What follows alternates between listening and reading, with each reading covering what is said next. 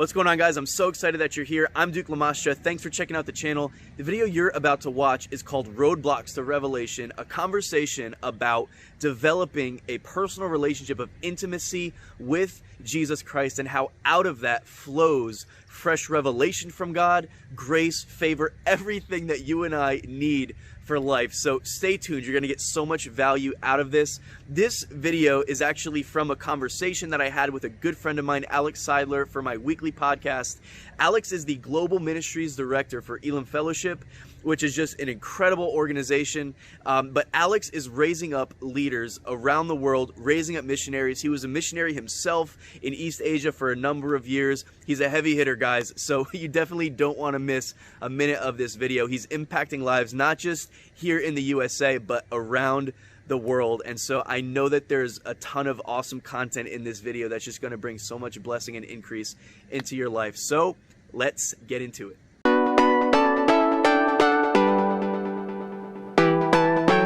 Alex, thanks so much for being here, brother. Appreciate you. Duke, it is phenomenal. Can I just say, Duke and Denise Lamastra, real deal leaders, okay, people? If you haven't subscribed yet to this podcast and you're waiting for your sign, now this is your sign, okay? Duke and Denise have been missionaries. They're pastors and leaders. They travel apostolically. They carry the prophetic. And so, bro, this podcast, man, just kudos to you. Here's the deal, bro. A lot of people talk about doing something awesome and want to get content out there and want to bless and multiply. You're doing it. So, bro, already by you even asking me, hey, could you record and, you know, be on this podcast? Bro, you're already in the top 2% of the world, man. There's so much talk going on right now in missions, obviously with COVID-19, a lot of ideas that are brainstorming. You're actually doing it. Jesus said, let your yes be yes and your no be no. He doesn't like a lot of talk and not a lot of walk. So you guys, man, I honor you guys, the Lamastras, and the entire global family that's out there in your church. I just believe that legacy and everything that you guys are doing, I'm believing that God is going to multiply it and continue to see it spread, man. So it is like my honor to be with you today. Wow, man. Thank you so much. Thank you so much. That means the world to me, man. And again, I'm so grateful for you being here. Thanks for taking the time. Yeah. And yeah, bro, why don't we jump into this? We're talking about you and I had some conversations going. We were talking about revelation and just the importance of receiving revelation from God. And you know, there's some things that I know you're just dying to share about. So can we just start here and then we'll take this in whatever direction. But just first of all, just in case anybody's wondering, like, what exactly is revelation and why is it so important? That is such a great question. To me, it's like revelation is a gift and revelation is a fruit. Like, to me, when I think of revelation coming from God, you have to understand it's a gift from God. It's almost like grace. When you try to understand grace in your own strength, you're actually doing counterintuitive things to understand the free gift from God.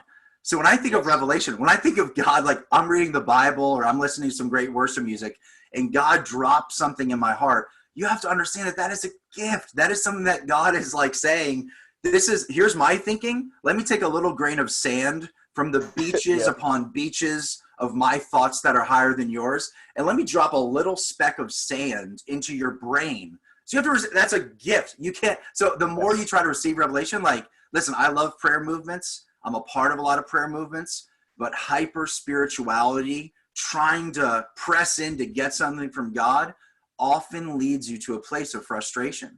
So you have to understand, first of all, revelation is a gift from God. It's like, it's almost like you come into alignment with his river. Like you come into alignment, like our Bible says in Psalms, like there is a river whose streams make glad the city of our God.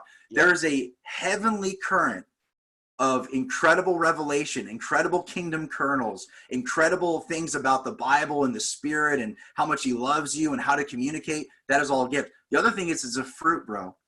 And it's a fruit because when I do my diligence of reading my word, when I do the diligence of soaking and sitting in his presence, and I feel like nothing's being accomplished, when I am faithful with what he's asked me to do, poof, all of a sudden a little fruit pops up and all of a sudden revelation. So, bro, the greatest sermons I've ever written, the greatest moments I've ever had spiritually, I'm a worship leader. You know this, bro. I haven't led worship in a long time. The greatest worship sets I've ever led have actually been in the secret place. So I don't chase God so I can talk to people. I chase God so I can talk to God. I Wow. I pursue him because I know he's asked me to be faithful and diligent with what he's given me, stewarding intimacy with God, stewarding reading the word, stewarding community with others. And then as I do that, the fruit of that faithfulness, man, revelation pops up. So to me, bro, Wow. overall revelation is a gift from God to us, as far as being the scriptures being revealed, his thoughts towards us, being overwhelmed by his presence, just having him saturate us. That's a gift from him that we can't earn. But I'm telling you, it's also a fruit that as we sow in faithfulness, that thing will sprout up.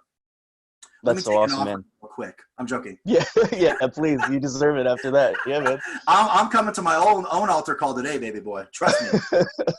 Dude, I'm right there with you because I know, no, for real, because it's so easy as ministers to get caught up in the world of, well, I got to prepare a sermon, or Straight I up. have to do this class, or I have to do whatever, Yeah. and to get caught up in that world of, well, I'm seeking a word for something, I'm seeking a word for somebody Wow. or whatever, and it can be, man, it can be so, what's the word I'm looking for? Um, it it can be so deceptive because we Yeah. think that we're at a level or something that we're really not at, because we're lacking in the area of personal devotion and commitment to God. Yes. And one of the verses that I always go back to, 1 Peter chapter 1, verse 13, it says, rest your hope, the second half of that verse, rest your hope fully upon the grace that is to be brought to you at the revelation of Jesus Christ. So in other Wow. words, the last part of that verse, grace is brought to us at the revelation of Jesus Christ. As Jesus That's is good. revealed to us, grace is revealed, grace is released in our lives. And grace is what we need Come for on. everything. Now, we all have grace. You know, we live by grace. This world is held together by the grace of God. Yes. But we go to greater levels in the grace and the favor of God Yes. as we get to know him. Yes. And we can't do that unless we get to know him. Jesus is everything, in that relationship with him, this walk with him, devotion, intimacy with him. It is the foundation that everything else flows out of. And That's if we it, get man. that backwards, then it leads to burnout. It leads to all kinds of, like you said, frustration, all kinds of Yeah, mess, man. you know? Bro, speaking of frustration, one of my favorite scriptures about this idea is from Luke 10:38-42. This is a story of Mary and Martha. And the Yes. words that our Bible uses, I'm a New King James man, you know what I'm saying? I try to keep it real. I know that's what Jesus read. He read the New King James. So it's Yeah, like, yeah. I'm telling you, the words they use, man, are like unbelievable. Because if you study those words in the Greek, it's like overwhelming. So what they say is that Mary, it says Mary was sitting at the feet of Jesus, but check, it says Martha in verse 40, Martha was distracted with much Yes. serving. And that word serving is the same word that we use now for ministry. So if we were Wow. reading this again, it would say distracted with much ministry. But that word Wow. distracted doesn't mean like you guys, like in the cartoons, like it's like squirrel, and like the dog will look like really quick. Like Yeah. it doesn't mean distracted. Like, wow, there's a lot of things going on, I can't focus. What distracted means is actually the literal translation in the Greek means to be drug all around by something. So imagine Gotcha. imagine your 3-year-old child, Duke. They don't want to go to bed, so you grab them by the arm and you're dragging them through the living room. Like, you're gonna go to bed, son. Trust me. Like that's actually what that word distracted means. So now let me Wow. frame up what I talk to ministers all around the world. I talk to young leaders, old leaders, the boomers, and the Gen Z. I connect with a lot of people. Let me read this verse in verse 40 and what it actually means. But Martha was being dragged around with much ministry. That to me, Dude. that to me is the ultimate place that leads to frustration.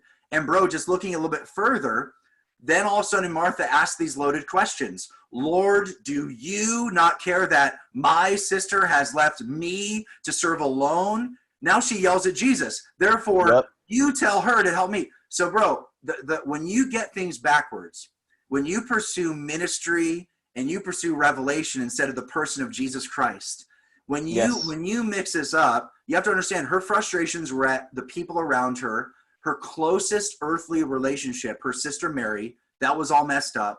But you have to understand, and this is important for us as ministers, you have to understand also that then her relationship with Jesus was messed up. She was frustrated with the person she was living with and the person that she actually welcomed into her house to come and reside. So Yeah. dude, when you mix up the order, when you think ministry is about pursuing ministry and you ask God to bless it, rather than I pursue Jesus and he comes and blesses my, like, it's like I pursue him and my ministry is blessed. When you mix that up, dude, you start to realize frustration. So anybody listening right now to this podcast, if you're feeling frustrated with life, if you're feeling frustrated with your wife, if you're feeling frustrated with your husband, if you're really frustrated right now, your leaders, crickets. If you're frustrated at your church, listen, I'm telling you, what you need to do is you need to stop, like, honestly, pause the podcast right now. And I implore you, Duke and myself implore you to fall onto your knees, lift up your hands, cry out to God and say, Lord, can you first check my heart? I'm asking you to check all these other people's heart. Like, Lord, change their heart. Like, wreck them for you.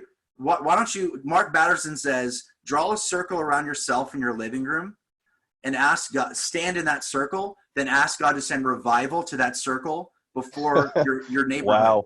That's what I'm asking y'all to do right now that listen to this podcast. Pause it and have a Selah moment with God and say, okay, God, I'm going to check myself first. I'm going to look inside first.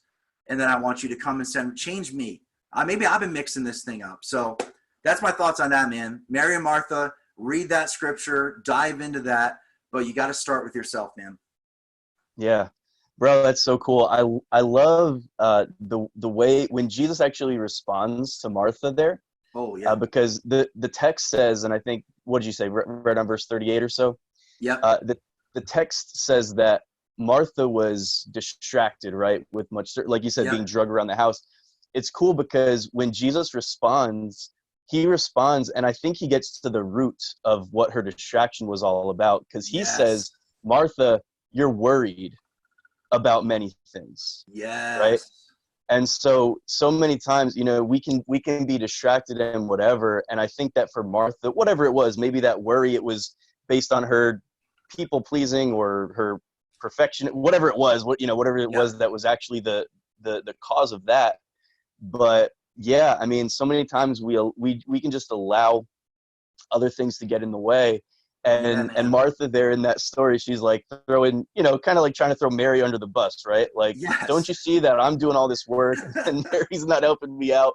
And basically like trying to puff herself up and build herself up, make her look good to Jesus. Yes. But then how does Jesus respond to her?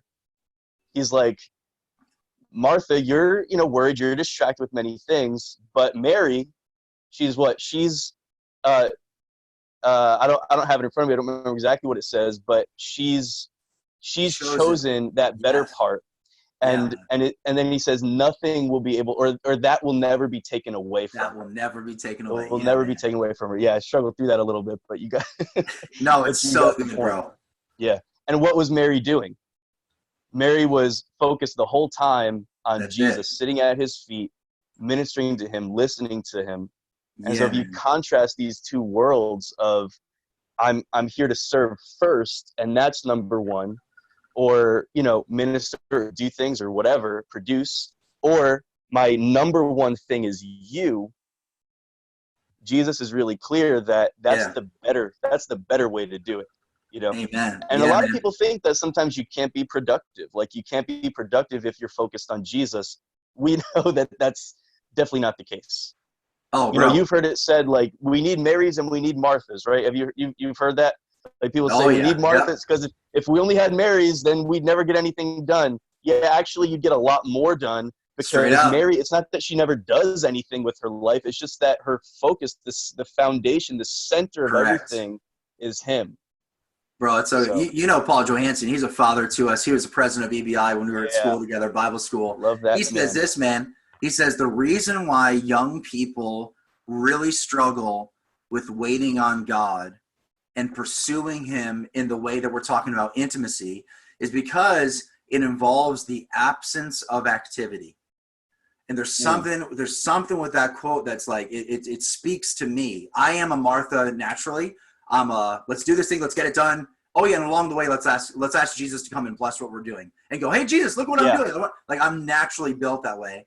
But man, when you said that years ago, it changed, it reoriented my entire perspective of what it is, of like, okay, revelation is a byproduct of intimacy and pursuing Jesus. Like it's not a byproduct of ministry. Because I'm doing ministry, therefore revelation will follow. It's like, no, because I'm pursuing Christ and because I'm pursuing intimacy and because I'm pursuing that in my life, now revelation will flow. Now my ministry will be enhanced. So dude, what I've found is that the greatest threat to intimacy with God is actually ministry. When I see young ministers burn out in 2 to 3 years, and bro, you've been in the game for over a decade. You understand. Like, it's like, I know that we're young leaders, but when you've been in ministry for over 10 years and you're still in your early 30s, that means you hung around through all the chaos and nonsense and turmoil that ministry causes. Sure. But also what I know is, bro, when I see someone who lasts longer than 2, 3, 4 years, it means that they figured out, I'm not in this thing to do ministry alone, and then I'm seeking God to help that. I'm in this thing to pursue Jesus with everything I have, to make disciples, to obey him.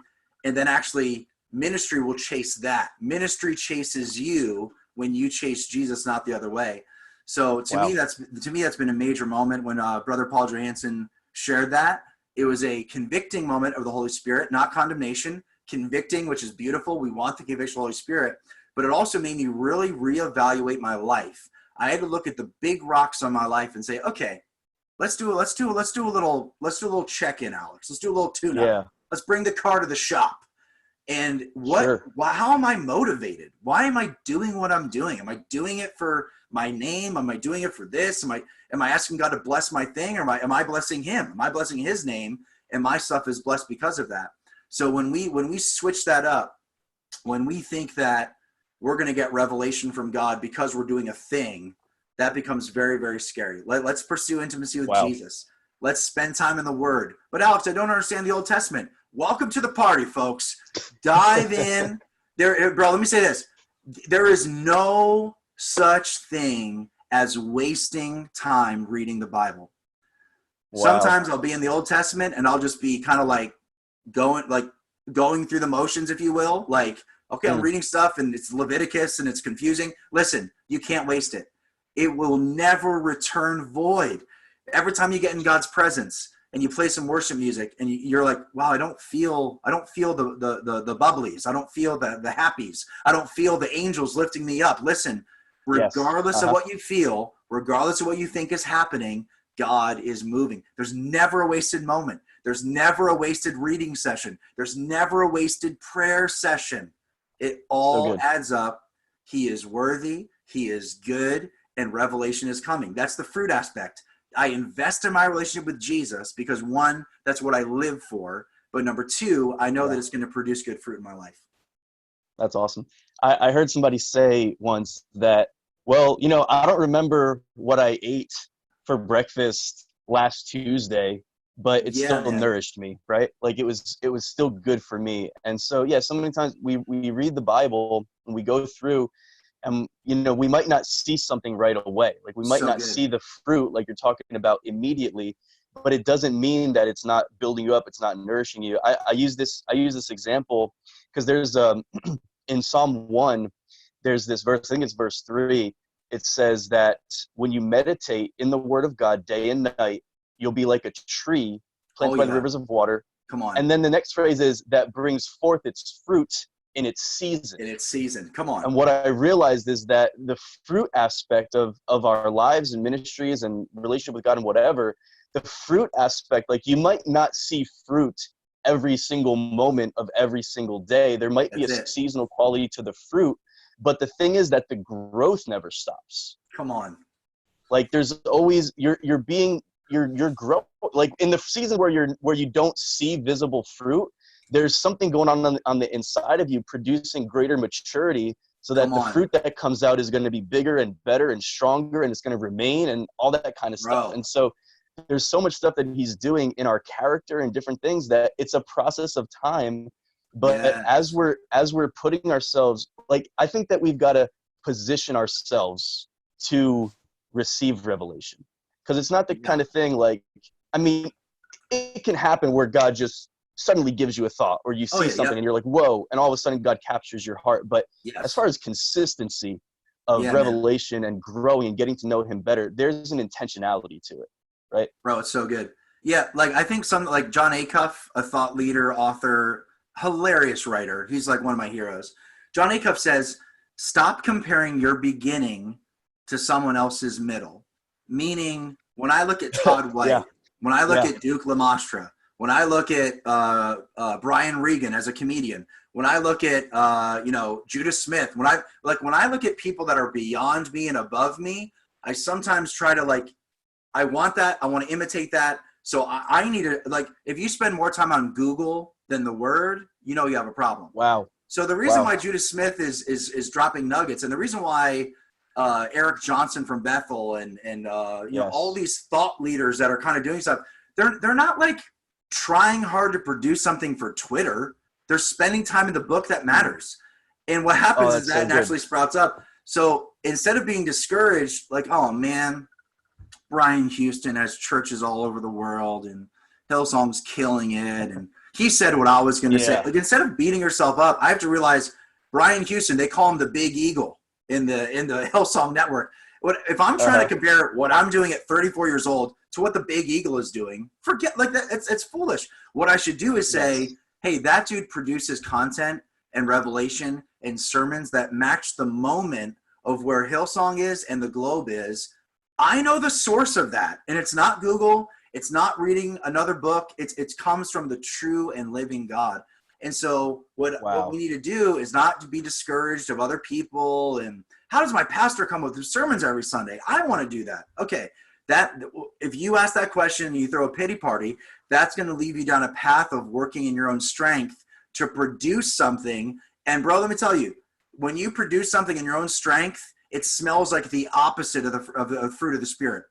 Like instead of joy, it's sadness. Instead of peace, it's anxiety. yes, Instead of wow, like wow, when you produce wow, in your own strength, you're just producing a really ugly tree that is you're gonna have to eat that now. So why don't we be inspired from those that are above us and beyond us? Whoa, when they share a word or when they preach or they whatever, when they lead worship, get inspired, get hungry, don't covet, but then how you get to that level is you dive in deeper. A lot of people, yeah, bro, want to go wide.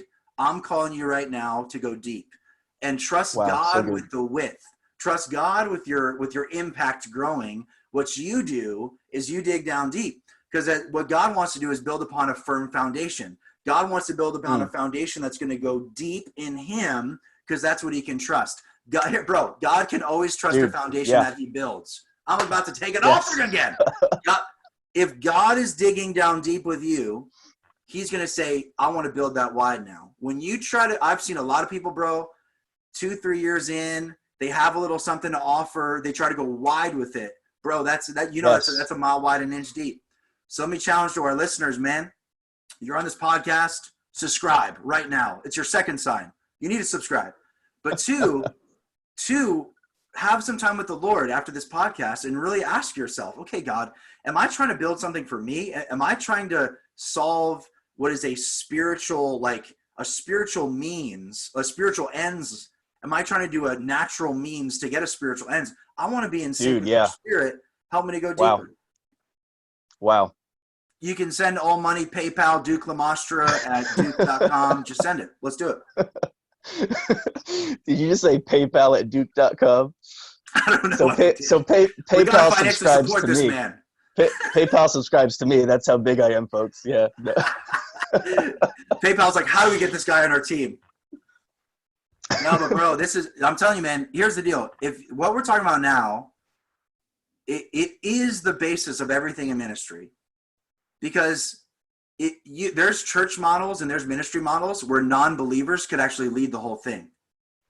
If someone writes the sermon, Whoa, someone does the dude. announcements, non-believers could come up and say, hey, welcome. Like just look at E-Entertainment, watch something secular and watch them do hosting.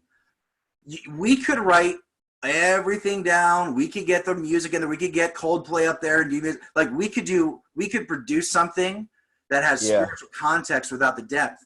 So I want to encourage, like, man, this is Wow. foundational Like, you want to stand apart in your tribe, in your neighborhood, in your church, in your area, in your city, in your country, in your continent, you go down deep. You say, God, bury me enough in you so I can die a good death. So that way I know as I start to produce fruit that's going to remain. Why? John 15, because I'm allowing the true vine dresser to come and prune off things that are going to limit growth. And I'm going to invest in you. I'm going to sow into you first, and then you're going to bring about the growth. So, dude, honestly, this is almost like if there's one message that I could talk to every single young leader on the planet, this would be it, dude. It's not about like, here's how to grow your church to 1,000. That's all width. That's all going wide. That stuff, wow. I don't care if you use a church model to get to 1,000. If there's no depth, that thing's done in a year. And I'm sure, bro, you've seen this happen, dude. And with people that are in your ministry, in your church, people that have ideas, if they want to go wide fast without any depth, it's going to be a catastrophe. Sure. And so this is, bro, I'm honored to be on this podcast because I think this is one message that needs to get out to every single person, man. No, man, for real. I appreciate it so much. I'm super humbled just to hear your words and your thoughts and your encouragement and everything else. I mean, you're somebody that I really look up to, and I really, truly, appreciate you being here. Bro. Yeah, bro, that's everything, man. It's everything. It's the statement that you made, God can always trust the foundation that he builds, or how did you say that? I don't even know, man. I think I said like it just came out. God will always build upon the foundation that he lays. That's right. Yeah. I've never said that before, so that's why I want to take an offering. No, it's so good, man. It's so good. I'll send you an offering because Duke Lamastra at paypal.duke.com. Just send it right now. Sorry. Yes. Yeah. That's the official. Anyway, so because if I'm building, like you said, like I'm trying to build wide, I'm trying to go wide, and I don't have that depth, I don't have that foundation in God, in intimacy with him, then what happens is I might be building things, and like you said, there's all kinds of models I can look at to build something. Yeah. But on a foundational level, if I'm just building based on what I'm seeing and what I'm desiring and that kind of stuff, then I'm building something that then I'm going to have to work extra hard to try to maintain because the roots are not there, right? Ooh. So if I build upon the foundation of Jesus Christ and allow him to bring the increase, like that fruit you were talking about, I allow that to happen through a process of natural growth through knowing him. Yeah. Then what happens is I actually position myself for greater revelation. I position myself to hear his voice. I position myself to know so I become sensitized, and it's God says, okay, now go here, now do this. It's not that what you're talking about is not like we're so locked in with Jesus that we never get anything done. It's that in that season of production, it's so advanced that you can get so much more done quicker, and it's the right kind of growth that's going to last and going to remain. And that, like you said, that's why I love it so much, that since he's building on it, because it's his foundation, it's something that he's in charge of, he's responsible for, and I don't have to fight to try to keep things like I would if I was just doing it all in my own authority. Come on, man. Jesus, you're my firm foundation. I'm about to sing. I'm going to the website right now. Bro, I was hoping you can hear my typing. Bro, I'm going right to Duke Lamastra at paypal.duke.com, man. I'm like giving all my money. I just got my check, man, from the government. Yeah. It's all going. You got that stimulus, bro. I'm holding back nothing from you, man. No, bro. Honestly, I mean, maybe we could do this on another podcast. My final thoughts here, dude, are really what we're talking about, man. We're talking about pursuing Christ, not ministry. Yes. The outcome of pursuing ministry is frustration. The outcome of pursuing Christ is revelation. Amen. And then that helps you build a foundation, and you go deeper. God will bring the width. Because you want revelation because you want to share it. You want to, like, you know what I'm saying? So it's like, if you try to do that, that means you're trying to build the width. You go down deep, God will build the width. But bro, we don't have time to do it right now, but we could do it another time. Talk about multiplication. Because then the fruit that actually starts happening is what Jesus says about what happens with the good soil. 30, 60, 100-fold multiplied. So when all Yeah. the garbage of politics and self-promotion and I want to do this and this is my, when all that garbage is removed, those are the rocks, the thorny soil, the wayside. When all Yes. that's gone, dude, it's what's left is good soil. Now the thing starts to multiply out of control. So if you're trying to grow something and it'll only grow to the your reach. So my wingspan is 6 feet. That means what I grow can only go 6 feet. Bro, when you start going down deep, it's going to multiply beyond anything you could ever control. And that's good because then that means the Holy Spirit has to be in control. That means that you have to trust the great helper that Jesus Christ sent us to be with us 24/7, 365 to help lead and navigate. So, dude, we could do a part 2 of this sometime, man. But if you invite me back, if your viewers and listeners really want me back, I'll do it, man. I'll talk to my agent. Bro. I'll see if I can free up some time. Bro, I want you back anytime, man. Anytime, any place. And That's it, bro. Yeah. Jersey boys forever, man. But this has been awesome, dude. I'm excited.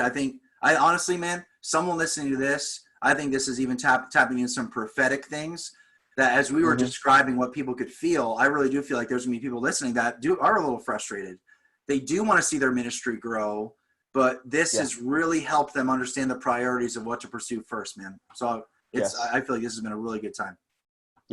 Yeah, appreciate it, man. Last thing, let me just say, what Alex and I have been talking about, it doesn't only apply to you if you're in ministry, because even if you work, you have a job or a business or whatever, you are still you're a minister. You're one who Jesus is your first ministry. Yeah. And then whatever you're called to do in life, whatever that assignment he's given you, again, if it's to be a stay-at-home mom, if it's to, if it's to own a business, to run a business, to be an employee in a company, or whatever it is, whatever the context of it is, he's given you a place of influence within that, and he wants to increase and expand that as well. And so whatever it is, whatever you're building, whatever you're going about in life, if you make him your foundation, you make him your why, your number one why for everything that you do, and your number one yes is to just say yes to Jesus and to have him and to let intimacy and devotion really be the focal point of your life and the thing that fuels the rest of your life. Then whatever that thing is that you're building, that you're pursuing, that assignment that God has given you, whatever the context of it is, he's going to bring that increase. He's going to increase the grace and the favor on your life, because everything that God does, it's always increasing. He's always desiring to increase us, to bring us to the next level. It's just who he is. You can't miss it if you're putting him first.